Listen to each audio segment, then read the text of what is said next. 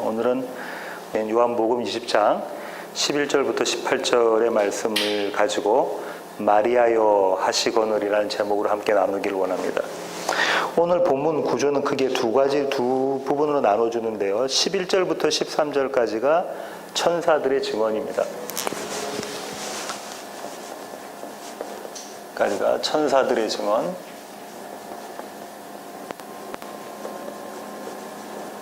그럼 14절부터 오늘 본문 마지막 절인 18절까지가 예수와 마리아의 대화. 이렇게 두 단락으로 나눠지는데요. 그 첫 번째 천사들의 증언에 대해서 한번 살펴봅니다. 11절부터 13절까지 한 번 더 읽겠습니다. 마리아는 무덤 밖에 서서 울고 있더니 울면서 구부려 무덤 안을 들여다보니 흰옷 입은 두 천사가 예수의 시체 누웠던 곳에 하나는 머리편에 하나는 발편에 앉았더라. 천사들이 이르되 여자여 어찌하여 우느냐 이르되 사람들이 내 주님을 옮겨다가 어디에 두었는지 내가 알지 못함이니이다. 이 예수님이 부활하신 그 무덤에 나타난 천사들에 대해서 공간복음에서도 똑같이 다루고 있는데요. 한번 다루고 있는 곳을 한번 보도록 하겠습니다. 마태복음 28장 2절로 3절입니다. 큰 지진이 나며 주의 천사가 하늘로부터 내려와 돌을 굴려내고 그 집 위에 앉았는데 그 형상이 번개 같고 그 옷은 눈같이 희거늘 이렇게 되어 있고요. 마가복음 16장 5절 무덤에 들어가서 흰 옷을 입은 한 청년이, 여기 천사 대신 청년이 우편에 앉은 것을 보고 놀라매. 마지막으로 누가복음 24장 4절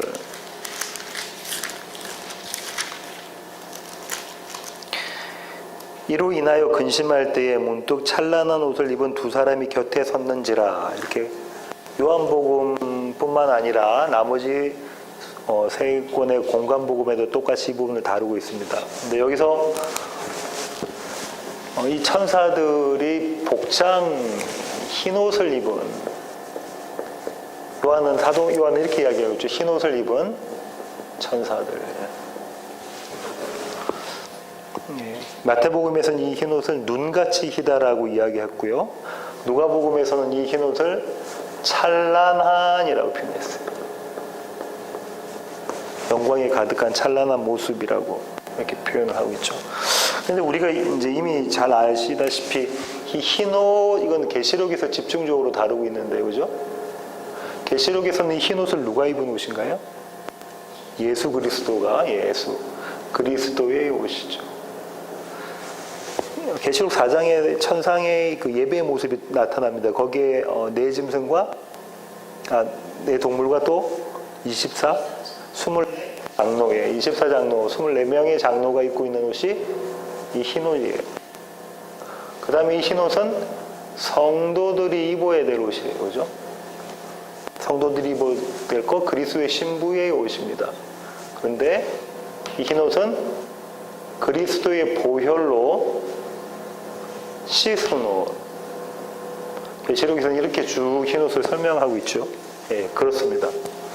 이 천사들이 이 흰옷을 입고 있다라는 것은 결국은 그리스도의 영광이 드러나 있는 그 모습, 그 다음에 마지막에 우리 그 계시록에 나와 있는 거룩한 백성들인 성도들이 입고 있는 그 모습, 이 그림이 여기에 그려져 있습니다.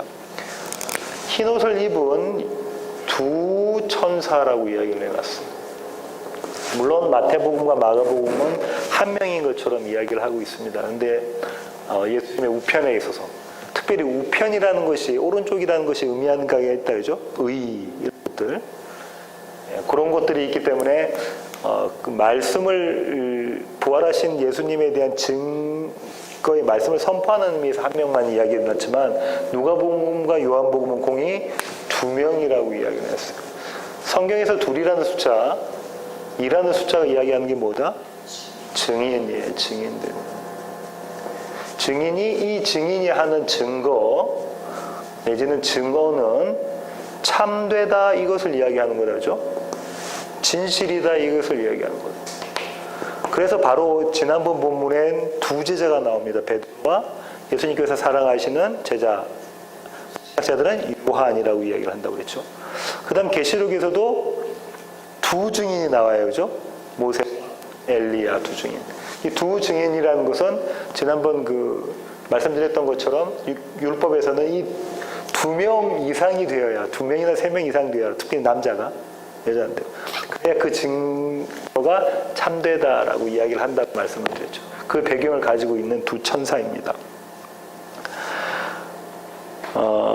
그런데 이제 또 여기서 더 살펴볼 것은 이 천사, 흰 옷을 입은 두 천사가 어디에 앉아 있나요? 오늘 본문을 보니까 17에 내었던 것은 하나는 머리편에, 하나는 발편에, 그죠? 하나는 머리편에, 다른 한 명은 발편.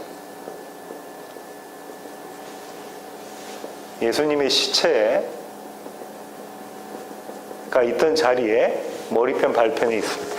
이 그림이 모형으로, 그림자로 그려져 있는 구약의 그림이 있어요. 찾아보시겠습니다. 출애굽기 25장 17절부터 22절인데요. 출애굽기 25장 17절부터 22절. 순금으로 속죄소를 만들되 길이는 2규빗 반, 너비는 1규빗 반이 되게 하고 금으로 그룹 천사죠.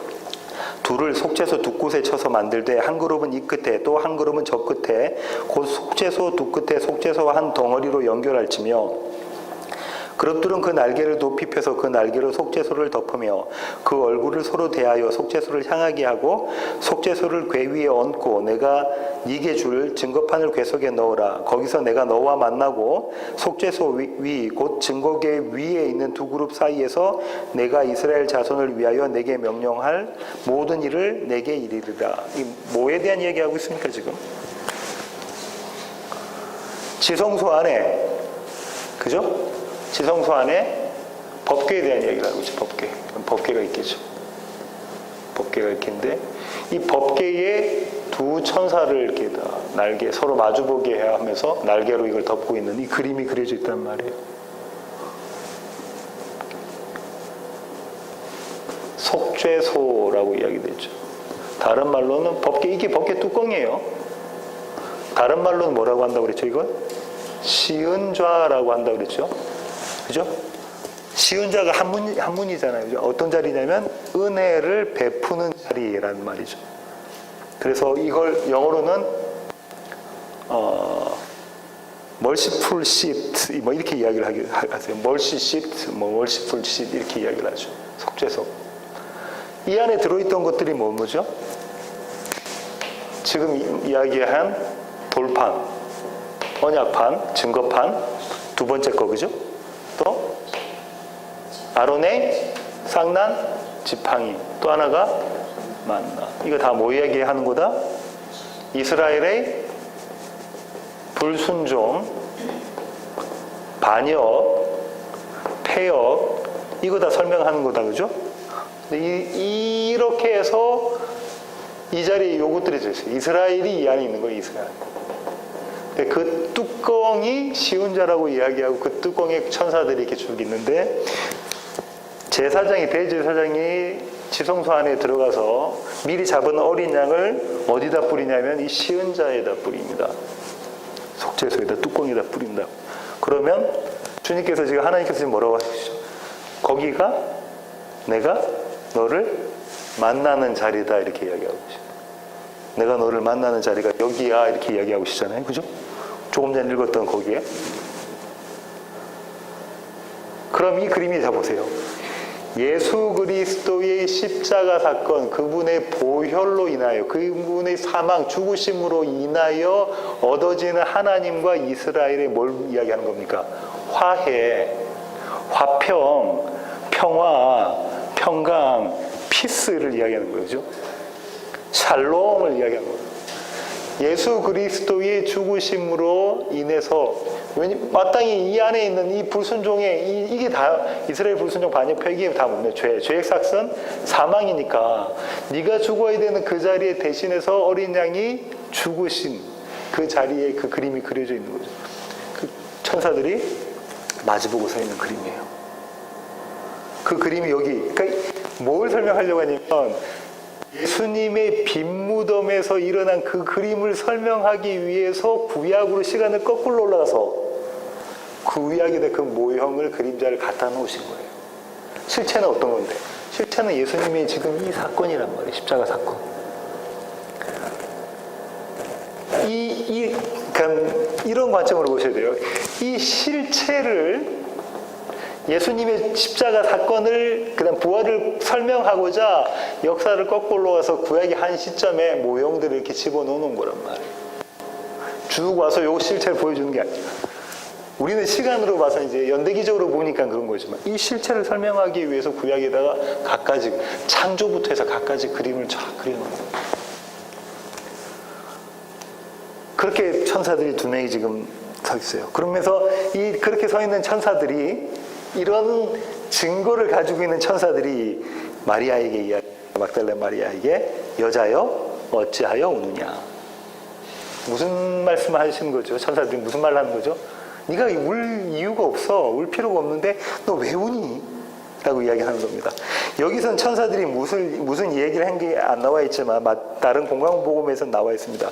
마태복음부터 보겠습니다. 마태복음 28장 5절에서 7절. 아까 읽으신 그 다음인데요. 천사가 여자들에게 말하여 이르되 너희는 무서워하지 말라. 십자가에 못 박히신 예수를 너희가 찾는 줄을 내가 아노라. 그가 여기 계시지 않고 그가 말씀하시던 대로 살아나셨느니라. 와서 그가 누우셨던 곳을 보라. 또 빨리 가서 그의 제자들에게 이르되 그가 죽은 자 가운데서 살아나셨고 너희보다 먼저 갈릴리로 가시나니 거기서 너희가 배우리라 하라. 보라 내가 너희에게 일렀느니라 하거늘. 그죠? 똑같이 되어 있습니다. 마가복음 16장 가보겠습니다. 6절에서 7절. 청년이 이르되 놀라지 말라. 너희가 십자가에 못 박히신 나사렛 예수를 찾는구나. 그가 살아나셨고 여기 계시지 아니하니라. 보라 그를 두었던 곳이니라. 가서 그의 제자들과 베드로에게 이르기를 예수께서 너희보다 먼저 갈릴리로 가시나니 전에 너희에게 말씀하신 대로 너희가 거기서 배우리라 하라 하는지라. 누가복음 24장 5절부터 7절. 여자들이 두려워 얼굴을 땅에 대니 두 사람이 이르되 어찌하여 살아있는 자를 죽은 자 가운데서 찾느냐. 여기 계시지 않고 살아나셨느니라. 갈릴리에 계실 때에 너희에게 어떻게 말씀하셨는지를 기억하라. 이르시기를 인자가 죄인의 손에 넘겨져 십자가에 못 박히고 제3일에 다시 살아나야 하리라 하셨느니라 한데, 두 천사가 뭘 얘기하고 있죠?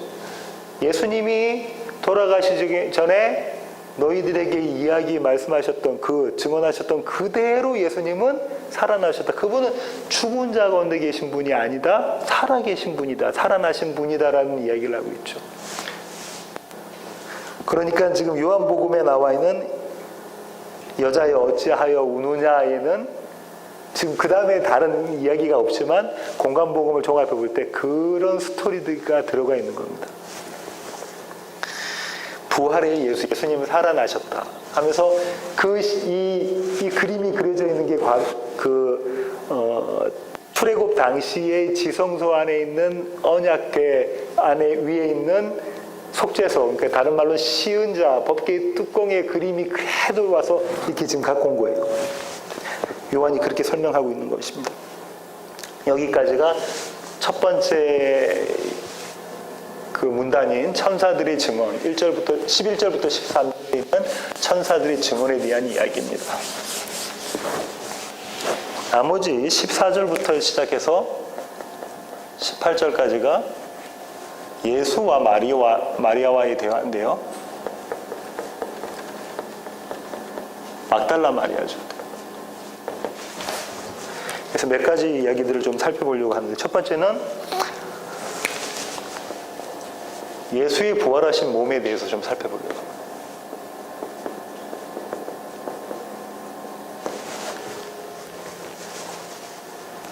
(14절) (15절인데요) 이 말을 하고 뒤로 돌이켜 예수께서 서 계신 것을 보았으나 예수인 줄 알지 못하더라. 예수께서 이르시되 여자여 어찌하여 울며 누구를 찾느냐 하시니 마리아는 그가 동산지기인 줄 알고 이르되. 그렇게 나와. 마리아가 지금 예수님의 부활하신 몸을 보고 예수님인 줄 몰라요. 모릅니다. 신학자들은 이렇게 이야기합니다. 몇 가지 이야기를 하는데, 첫 번째는 즉시 예수님의 부활체, 부활하신 몸을 알아보지 못했다. 이렇게 이야기를 해요. 여기뿐만 아니라 그렇게 나와 있는 곳들이 있습니다. 21장 4절 볼까요? 날이 새어갈 때에 예수께서 바닷가에 서셨으나 제자들이 예수이신 줄 알지 못하는지라. 예수님 계셨는데 몰라요. 누가복음 24장 16절이나 마태복음 28장 17절 보면 제자들이 예수님인 줄 알지를 못합니다. 두 번째로는 이 예수님의 몸은, 부활하신 몸은 보고 만질 수 있는 몸이에요. 영적인 것이야. 완전히 육신이 아닌 영적인 것만 생각하면 안 된다는 거예요. 영지주의자들처럼. 보고 만질 수 있는 몸입니다. 그죠? 처음엔 못 봤지만 볼 수 있는 몸인 거고 만질 수도 있는 몸이에요. 그죠? 20장 27절 볼까요? 도마에게 이르시되 내 손가락을 이리 내밀어 내 손을 보고 네 손을 내밀어 내 옆구리에 넣어보라. 그리하여 믿음 없는 자가 되지 말고 믿는 자가 되라. 여기 와서 직접 한번 넣어봐. 내가 부활했는지 안 했는지. 그 얘기하고 계시는 거죠. 보고 만질 수 있는 몸. 세 번째로는 십자가의 흔적을 가진 몸입니다. 흔적을 가진 몸. 그죠? 좀 전에 읽었던 그 구절이 십자가의 흔적을 못 박히신 것. 그 흔적을 가진 몸입니다. 네 번째로는 음식을 드시는 몸이에요.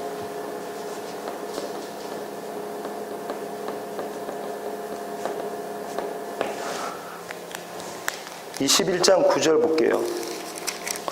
육지에 올라와 보니 숯불이 있는데 그 위에 생선이 놓여있고 떡도 있더라.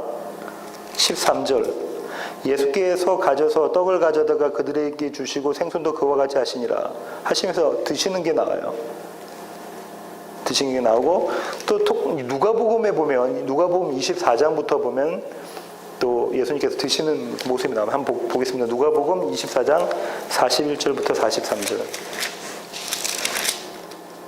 그들이 너무 기쁨으로 아직도 믿지 못하고 놀랍게 여길 때 이르시되 여기 무슨 먹을 것이 있느냐 하시니 이에 구운 생선 한 토막을 드리니 받으사 그 앞에서 잡수시더라. 예수님께서 드시는 모습이 나오죠.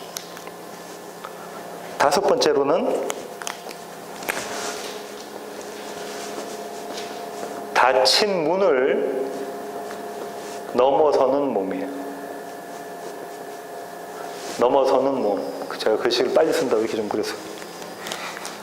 20장 19절 볼까요? 바로 우리 본문 다음 문. 이날 곧 안식구 첫날 저녁 때에 제자들이 유대인들을 두려워하여 모인 곳에 문을 닫았더니 예수께서 오사. 문을 닫았는데 예수께서 들어오셨어요.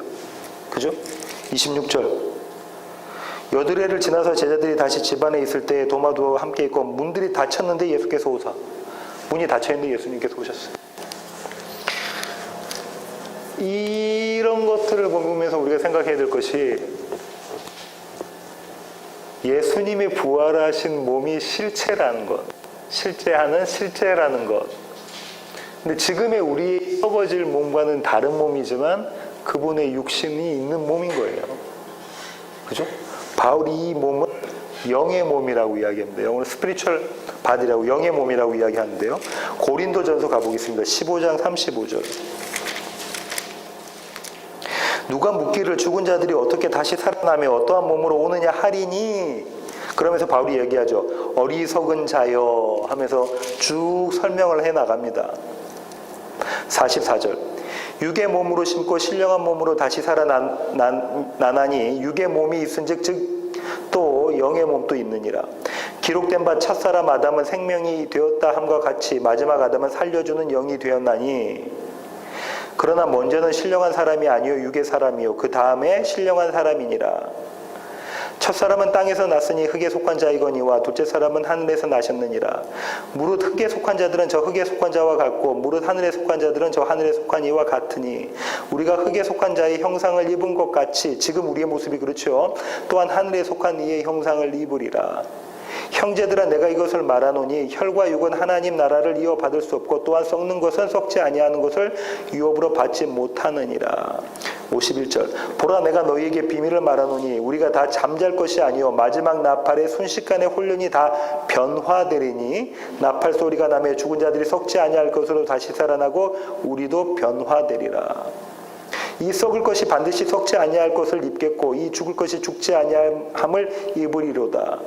이 썩을 것이 썩지 아니함을 입고 이 죽을 것이 죽지 아니함을 입을 때에는 사망을 삼키고 이기리라고 기록된 말씀이 이루어지리라. 그러면서 유명한 그 말씀이 있죠. 사망아 너희 승리가 어디 있느냐. 사망아 네가 쏘는 것이 어디 있느냐. 사망이 쏘는 것은 죄요 죄의 권능은 율법이라.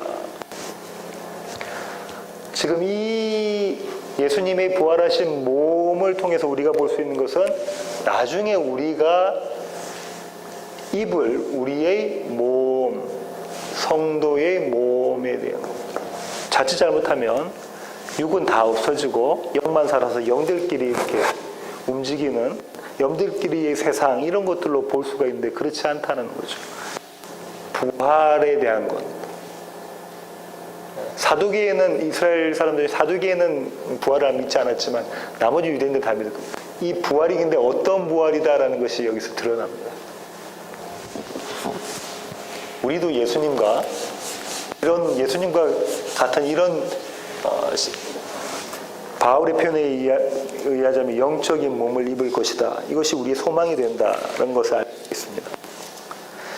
그 다음에 가운데를 좀 뛰고요. 17절, 18절을 보도록 하겠습니다.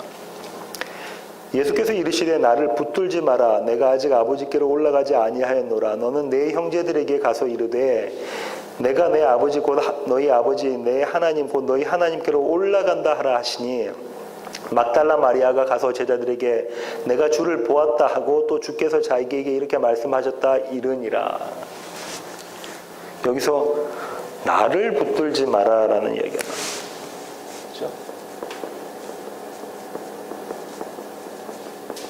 그리고 가르라는 헬라어가 있는데요. 왜냐하면 내가 아직 승천하지 못했다라는 거죠. 내가 아버지께로 아직 가지 못했다라고 얘기해요. 뒤에 칼슨 같은 학자는 이렇게 얘기합니다.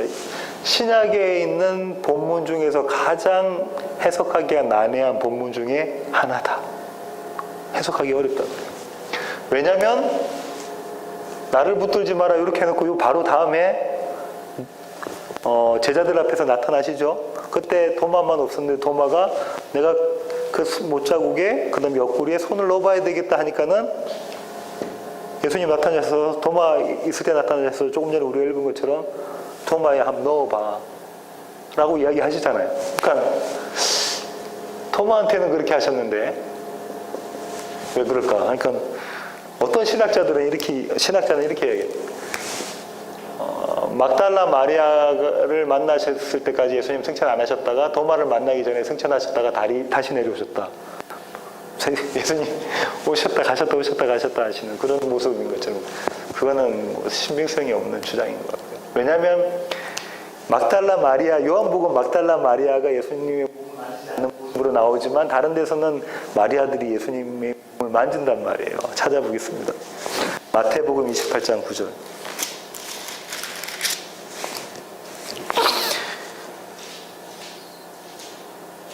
예수께서 그들을 만나 이르시되 평안하냐 하시거늘 여자들이 나아가 그 발을 붙잡고 경배하니 그 발을 붙잡고 경배하는 모습이 나오잖아요. 이게 참 해석하기 난해한 구절인데 아까 말씀드렸던 뒤에 칼슨이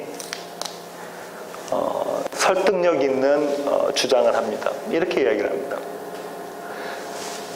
승천하지 않았다라는 것 때문에라는 이 승천에 대해서 이야기하는 이게 뭘 이야기하는 거냐면 지금 예수님의 스테이터스에 대한 이야기다. 예수님의 신분에 대한 이야기다 얘기를 하는 거예요.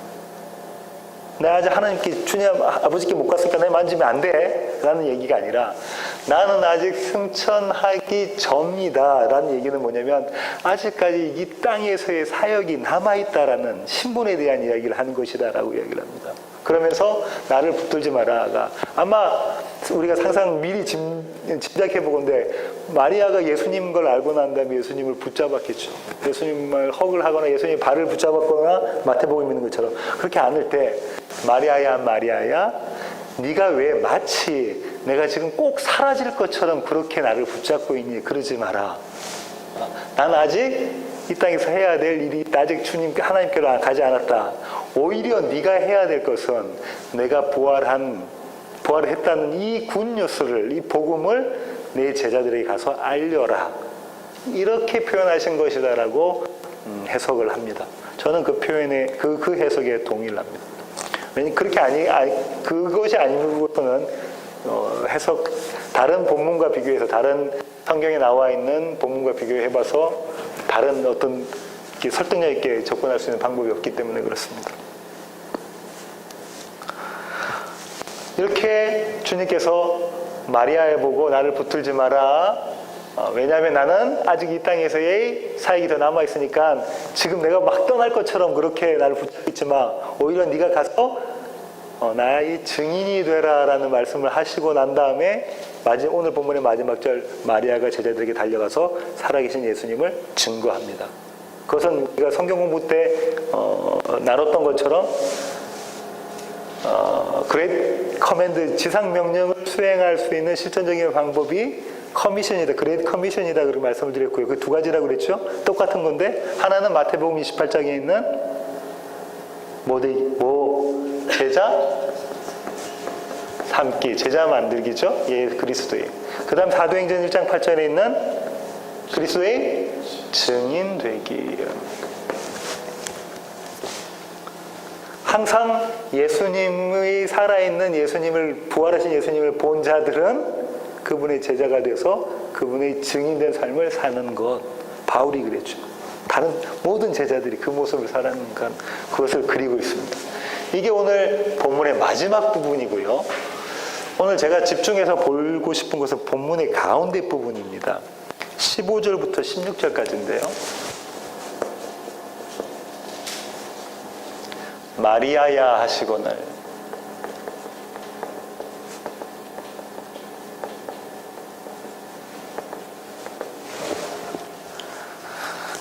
다시 한번 읽어보겠습니다. 예수께서 이르시되 여자여 어찌하여 울며 누구를 찾느냐 하시니 마리아는 그가 동산직인 줄 알고 이르되 주여 당신이 옮겼거든 어디 두었는지 내게 이르소서 그리하면 내가 가져가리이다. 예수께서 마리아야 하시거늘 마리아가 돌이켜 히브리 말로 라보니 하니 이는 선생님이라는 말이다. 15절 보십시오. 여자여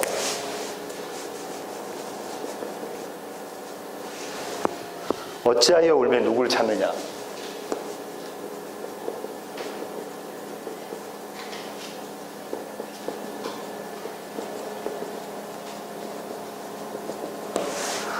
여자여라는 이 단어 이렇게 부른 예수님께서 여자를 보고 여자여라고 부른 적이 또 있죠. 언제죠?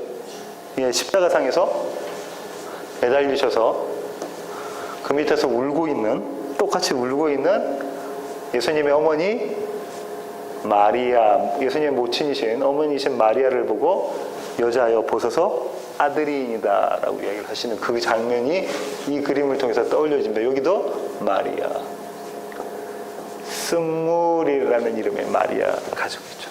마라. 예수님께서 마리아를 보고 어찌하여 울며 누구를 찾느냐라고 말씀하십니다. 어찌하여 울며 누구를 찾느냐. 이미 예수님은 그 답을 다 알고 계셔요.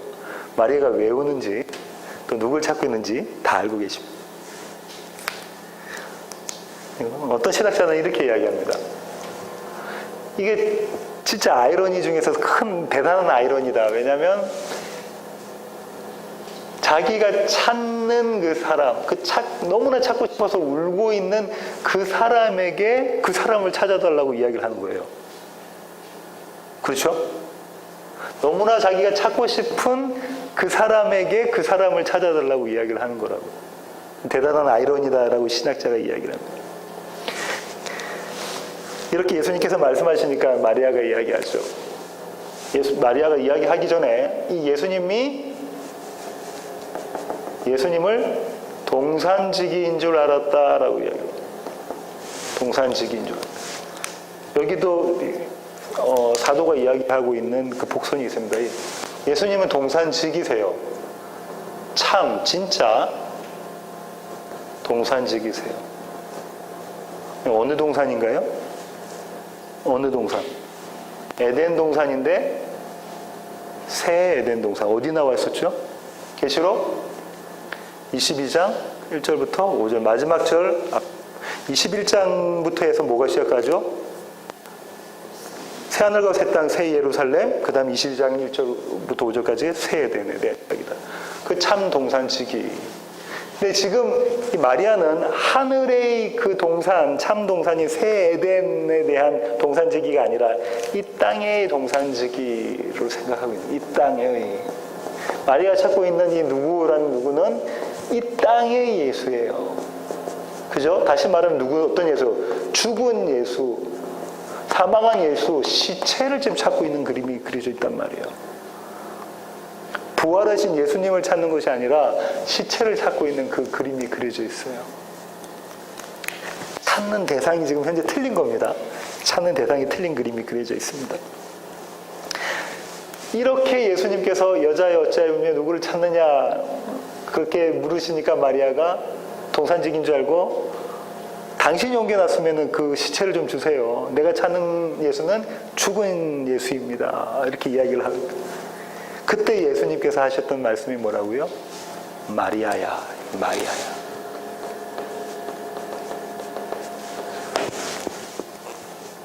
예수님이 아주 큰 목소리로 마리아야 이렇게 하지는 않으셨던 것 같아요.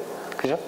마리아야 이렇게 늘 부르시던 것처럼 마리아야 부르니까 그 목소리를 들은 마리아가 어떡하죠? 갑자기 몸을 확 돌이켜서 선생님? 하고 물어봅니다. 그 전까지 몰랐는데 마리아야 하니까 선생님, 다시 말하면 나의 주님, 내가 찾고 있는 그분? 하고 반응을 보이는 모습이 나오죠. 여기서 우리가 예수님께서 지금까지 하셨던 지상에서 하셨던 사역 가운데서 생각나는 것이 있어요. 내 양은 내 목소리를 안다는 거예요. 요한복음 10장으로 가겠습니다. 3절 2절부터 읽겠습니다. 문으로 들어가는 이는 양의 목자라. 문지기는 그를 위하여 문을 열고 양은 그의 음성을 듣나니 그가 자기 양의 이름을 각각 불러 인도하여 내느니라. 지금 어떻게 한다고요? 목자이신 예수님이 자기 양의 이름을 각각 불러서 뭉텅걸리로 야 누구 뭐 이렇게 나와가 아니라 한 명 한 명 이름을 불러서 끌어내시는 모습이에요. 자기한테로 끌어내시는 모습이다. 그렇죠? 마리아야 할 때 그 끌어내시는 그림이 여기에 담겨져 있습니다. 마리아야. 이걸 좀 더 살펴볼게요. 마리아의 입장에서는 대반전이 일어나는 겁니다. 마리아는 어떤 자였냐면 아주 아까 신학자 이야기했지만 아이러니컬한 모습으로 나와요. 첫 번째로는 본인이 울면서 찾고 있는 대상에게 그 사람을 찾아달라고. 그러니까 그 사람은 잘 모르는 거죠. 근데 그 사람은 그가 찾을 수 있는 자입니까? 없는 자입니까? 지금 마리아가 찾고 있는 사람은 못 찾는 자예요. 왜요? 이 땅에 없어요. 마리아가 찾고 있는 예수님은 이 땅에 없단 말이에요. 마리아가 찾고 있는 예수님은 죽은 자였고 사망한 자였고 실패한 자였고 시체인 자란 말이에요. 그 자는 없어요. 그렇죠? 그런데 그렇게 울고 있는 이 땅의 것을 찾고 있는 그 마리아에게 주님께서 한 말씀 하신 그게 마리아야예요. 그때 이 마리아가 대반전이 일어나죠. 선생님, 내가 지금까지 알고 있었던 것이 완전 무너지고 자기가 알고 있었던 상식, 이 땅을 살아갈 때 기초가 됐던 모든 것들이 한순간에 무너지는 모습이지 않겠어요? 그들이 생각했던 부활은 종말의 이 세상의 마지막 때의 종말에 일어날 부활인데 그게 아니라 지금까지 주님께서 그들과 함께 있으며 먹고 마시면서 하셨던 내가 3일 만에 살아나리라 한 것, 지금까지 자기의 이 모든 사고의 사상의 체계를 뒤흔드는 사건이 일어난 거잖아요. 죽은 줄로만 알았던 그분이 살아나셔서 마리아야 그 사건이 그 앞에 일어납니다. 그렇게 예수님께서 자기 양을 부르시니까 마리아의 눈이 떠지고 이제는 지금까지 못 봤던 그 예수님을 보게 되죠. 그리고 예수님이 당신의 말씀처럼 부활하셨구나. 내가 이 굿뉴스의 증인이 되리라의 모습으로 제자에서 증인의 모습으로 이렇게 가는 모습이 드러나잖아요. 이 그림을 전체적인 그림을 보면서 참 제가 위로를 얻었는데요. 예수님은 그냥 우리를 이렇게 내버려 두시는 게 아니라 여자여 어찌하여 울며 누구를 찾느냐라고 물어주시는 주님이세요. 그냥 내버려 두시지 않고 여자여 어찌하여 울며 네가 어찌하여 울며 네가 지금 누구를 찾고 있니? 찾고 있는 대상이 잘못됐는데 누구를 찾고 있니? 라고 우리에게 물어봐 주시는 주님이시란 말이에요. 주님께서 그 다락방 광에서 그런 말씀들을 하셨죠. 한번 찾아보겠습니다. 요한복음 14장 2절에서 3절. 내 아버지 집에 거할 곳이 많도다. 그렇지 않으면 너희에게 일렀으리라. 내가 너희를 위하여 거처를 예비하러 가노니 가서 너희를 위하여 거처를 예비하면 내가 다시 와서 너희를 내게로 영접하여 나 있는 곳에 너희도 있게 하리라. 여기서 거처가 어디라고요? 하늘나라에 있는 맨션 아파트 아니고 그 거처가 교회, 저와 여러분이다. 그죠? 그게 준비되면 이쪽으로 오겠다 하시는 그 말씀이시죠? 23절 같은 13장입니다. 예수께서 대답하여 이르시되 사람이 나를 사랑하면 내 말을 지키리니 내 아버지께서 그를 사랑하실 것이요 우리가 성부와 성자다. 그죠? 그에게 가서 거처를 그와 함께 하리라. 앞에는 내가 가긴다 주님 오신다 했는데 이제는 성부 하나님까지 내가 너희와 함께 하겠다. 거처를 삼아서 거처를 삼는다는 얘기는 늘 함께 하겠다는 거다. 그죠? 우리 집처럼 늘 함께 하시겠다. 16장 7절. 그러나 내가 너희에게 실상을 말하노니 진리를 말하노니 내가 떠나가는 것이 너희에게 유익이라. 내가 떠나가지 아니하면 보혜사가 너희에게 오시지 아니할 것이요 가면 내가 그를 너희에게 보내리니. 보혜사 성령 하나님까지 오시는 그 그림이 삼위 하나님이 그 거처 대신 저와 여러분 교회에 우리 안에 거하시는 모습, 텐트 치시고 장막 치시는 그 모습이 그려져 있단 말이에요. 그 모습이 그려져 있으면서 이야기해요. 여자여 어찌하여 울며 누구를 찾느냐? 네가 지금 찾고 있는 그 대상이 누구냐? 이 땅에 있는 거 찾고 있는 거냐? 진짜 실제로 존재하는 것을 찾고 있는 거냐라고 물어봐 주시는 거죠. 예수님. 여기서 무엇을 알 수 있냐면 임마누엘의 하나님을 알 수 있습니다. 임마누엘의 하나님. 누가복음 1장 26절부터 33절 한번 보겠습니다.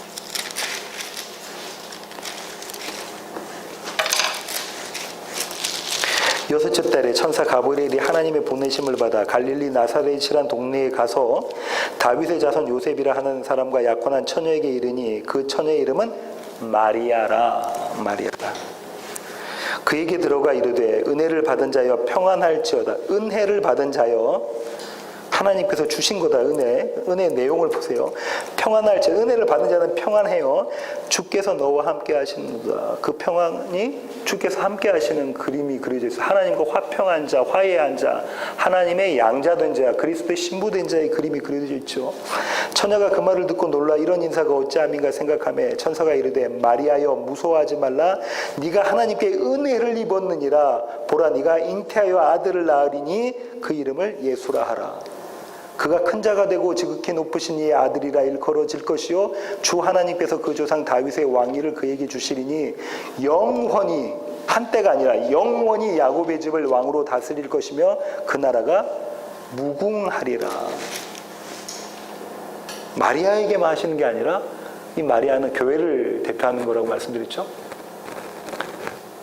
첫사람 하와의 모습, 교회를 대표한 교회가 예수님을 그리스도를 잉태해서 출산하는 모습이 그림이 여기 그려져 있는 거잖아요.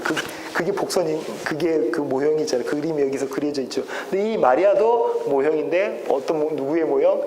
교회, 저와 여러분의 모형, 그림이 그려졌죠. 임마누엘의 하나님이 더 잘 설명되어 있는 게 마태복음입니다. 마태복음 1장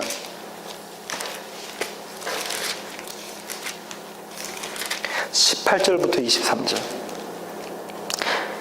예수 그리스도의 나심은 이러하니라. 그의 어머니 마리아가 요셉과 약혼하고 동거하기 전에 성령으로 잉태된 것이 나타났더니 그의 남편 요셉은 의로운 사람이라. 그를 드러내지 아니하고 가만히 끊고자 하여 이 일을 생각할 때에 주의 사자가 현몽하여 이르되 다윗의 자손 요셉아 네 아내 마리아 데려오기를 무서워하지 말라. 그에게 잉태된 자는 성령으로 된 것이라. 아들을 낳으리니 이름을 예수라 하라. 이는 그가 자기 백성을 그들의 죄에서 구원할 자이심이라 하니라. 아까 그 쉬운 자를 생각하세요. 쉬운 자. 이 모든 일이 된 것은 주께서 선지자로 하신 말씀을 이루려 하심이니 이르시되 보라 처녀가 잉태하여 아들을 낳을 것이요 그 이름은 임마누엘이라 하리라. 이사야에 있는 말씀. 그의 이름을 임마누엘이라 하리라. 임마누엘. 그 임마누엘의 하나님이 위로가 됩니다. 왜냐하면 말씀을 맡겼는데요. 우리는 이 막달라 마리아의 모습을 보고 우리의 모습, 나의 모습을 발견하잖아요. 우리가 찾고 있는 것은 뭐냐면 우리가 찾고 있는 건 이 땅의 예수. 사망한 자, 썩어질 것, 내 밖의 예수. 이걸 달라고 끊임없이 울으면서 부르짖고 있고 이걸 주세요, 이걸 주세요, 이걸 주세요 하고 있잖아요. 우리가 울부짖으며 달라고 하는 것이 이 모습인데 다시 말하면 이 모습은 나를 좀 채워주세요.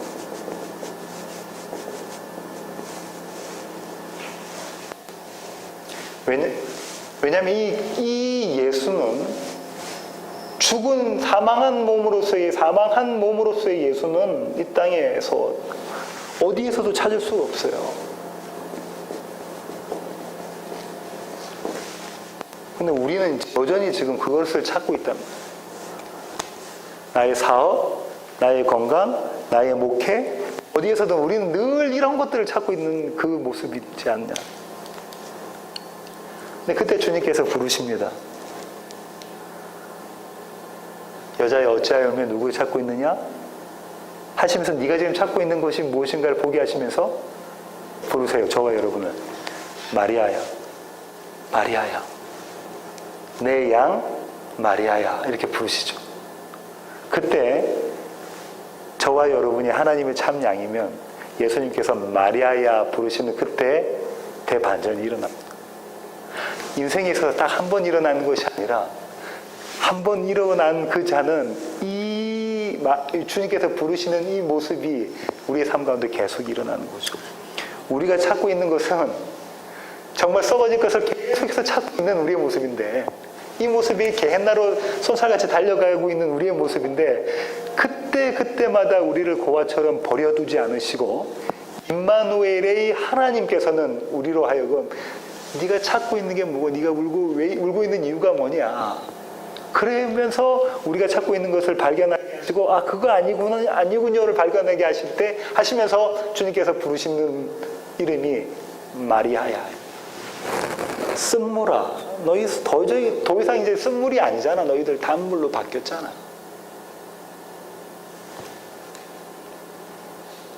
그죠? 그렇게 우리의 삶 가운데서 주님께서 저희들 매일의 삶 가운데서 부르고 계십니다. 이것이 얼마나 큰 은혜가 되는지를 모릅니다. 이 놀라운 하나님의 은혜, 우리 주님의 은혜를 기억하면서 오늘 찬양 한 곡을 같이 부르기를 원하는데요. 제목이 임마누엘입니다. 제가 먼저 가사 읽어보겠습니다. 임마누엘, 임마누엘, 그 이름은 임마누엘, 우리와 함께하네, 그 이름은 임마누엘. 그리스도, 그리스도, 그 이름은 그리스도, 우리를 구원하신 그 이름은 그리스도. 할렐루야, 할렐루야, 찬양하리, 할렐루야. 하나님 찬양하리, 찬양하라, 할렐루야. 말씀을 준비하면서 이 임마누엘의 하나님이 얼마나 큰 은혜가 되는지 모릅니다. 왜냐하면 목사라는 것은 말씀을 받은 자라는 의미 말고는 똑같잖아요. 어떤 성도와도 똑같잖아요. 오히려 더 위선일 수 있는 자리잖아요. 드러내지 않아야 되는 자리일 수도 있고 감춰야 되는 자리일 수도 있잖아요. 그런데 그 시간마다 주님께서 나를 고아와 같이 버려두지 않으시고 마리아야 부르신다고. 피씨가 백목사, 김목사 이렇게 불러내신다. 그래서 지금 서 있는 자리, 네가 찾고 있는 그거는 진짜 없는 거야. 그건 썩어질 거야. 그건 영원한 것이 아니야. 진짜 네가 찾고 있는 것은 부활한 나, 지금 너와 함께 하고 있는 나를 찾으란 말이야. 그렇게 임마누엘로 하나님으로 다가오시는 것이 얼마나 큰 은혜인 줄 모릅니다. 그 놀라운 하나님의 은혜를 생각하시면서 찬양 부르시길 원하는 1절을 먼저 우리 김진 사모님이 한번 불러주시겠습니다.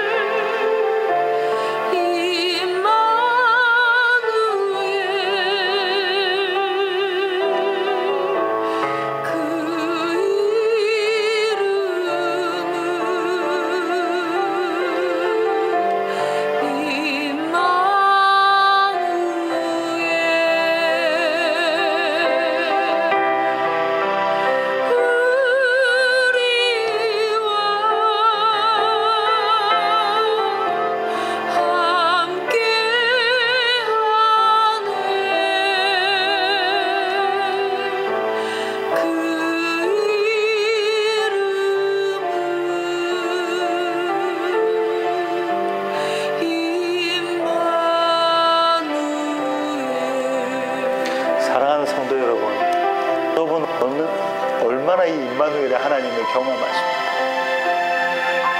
내일의 삶 가운데서 나와 함께 하시면서 마리아야 부르시는 그 하나님을 얼마나 경험하십니까? 주님은 저와 여러분의 어떠한 모습, 지금 또 게헨나로 손살같이 달려가는 그 모습 가운데서도 그대로 내버려 두지 않으시고 임마누엘의 하나님으로 우리와 함께 하셔서 우리 이름을 부르십니다. 그 하나님을 찬양하기를 원합니다. 임마누엘의 하나님을 찬양하기를 원합니다. 함께 찬양하시겠습니다. 임마누엘, 임마누엘.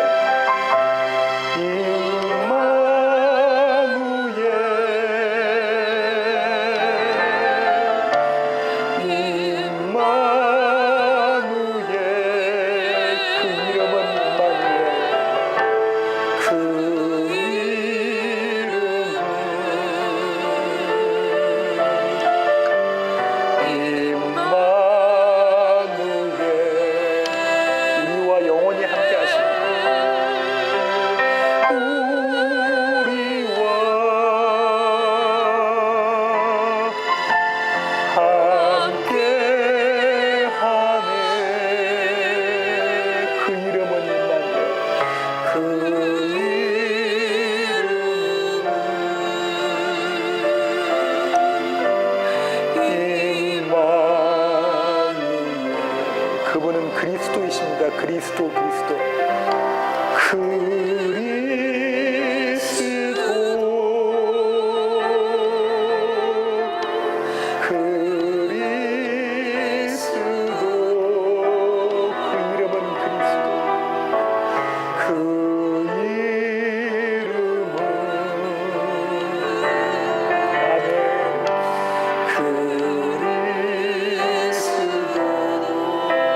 우리를 구원하신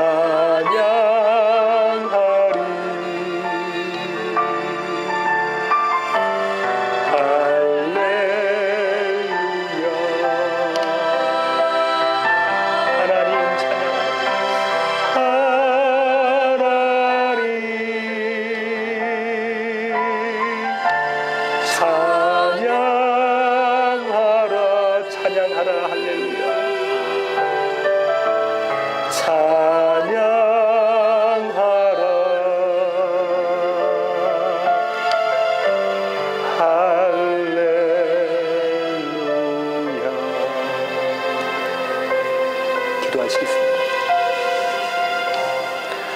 하나님 감사합니다.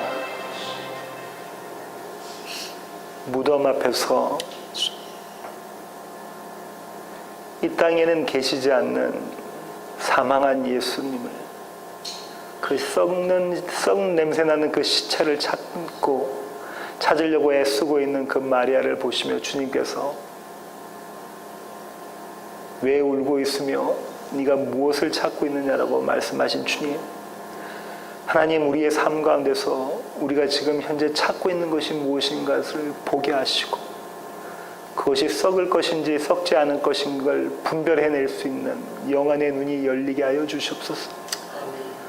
하나님 우리를 고와 같이 버려두지 아니하시고 임마누엘의 하나님으로 우리 가운데 함께 하셔서 우리가 그런 모습을 보일 때마다 우리의 이름을 불러주시며 마리아야 하시는 그 주님이, 그 주님으로 인하여 저희가 은혜를 경험하며 그 주님께만 온전히 영광과 찬양을 올려드립니다. 우리가 고백할 것은 할렐루야밖에 없음을 이 시간 다시 한번 고백합니다. 늘 우리와 함께 하셔서 우리를 그 자리로, 주님만을 찬양하는 자리로 끌어가시는 그 주님의 놀라운 구원을 주님 저희들이 찬양합니다. 하나님 저희들의 삶 가운데 임마누엘의 하나님을 날마다 경험하게 하시고 마리아라고 내 이름을 불러내시는 그 하나님을 날마다 경험하게 하셔서 우리의 입술이 주님을 찬양하는 그 찬양으로 가득하게 하여 주시옵소서. 이제는 우리 주 예수 그리스도의 놀라우신 구원의 능력과 하늘 아버지 크시고 한량 없으신 그 크신 사랑과 우리 안에 내주하셔서 우리로 하여금 주님의 음성을 듣게 하시는 성령님의 충만하심이 이제 주님 앞에 머리 숙인 세워지는 교회의 모든 지체들 머리 위에 이제로부터 영원토록 함께 하시기를 예수 그리스도의 그 귀하신 이름으로 간절히 축원하옵나이다. 아멘.